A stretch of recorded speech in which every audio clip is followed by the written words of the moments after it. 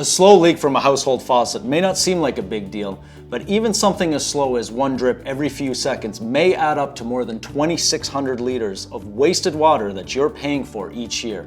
Daryl, what causes a leaky faucet? Well, your main cause of a leaky faucet is simply just wear and tear. Okay. When you say wear and tear, what are the main culprits? Well, as you can see on this fixture here, all your cartridges are inside of the fixture body, Right. which is connected to the handle, which gets everyday use, in turn wears out the cartridge, and it fails. Makes sense. Now, in terms of replacing or repairing that cartridge, how do we go about that? Well, your first step, what you want to do to replace a cartridge, you want to shut the water off underneath your kitchen sink. Once the water's off and you've verified that it's off, you want to remove the handle from your fixture. Okay. This fixture here, you can see we already have the Allen key in the back.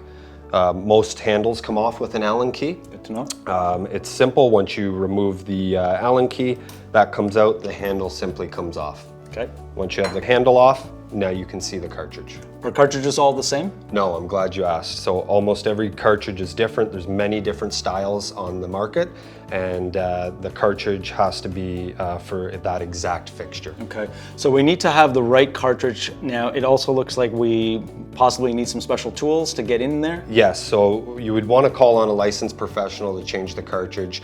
Most cartridges are corroded in, and you're going to need special tools to remove it and replace it safely. Good advice. If you're in need of a faucet repair or replacement, call on Reliance.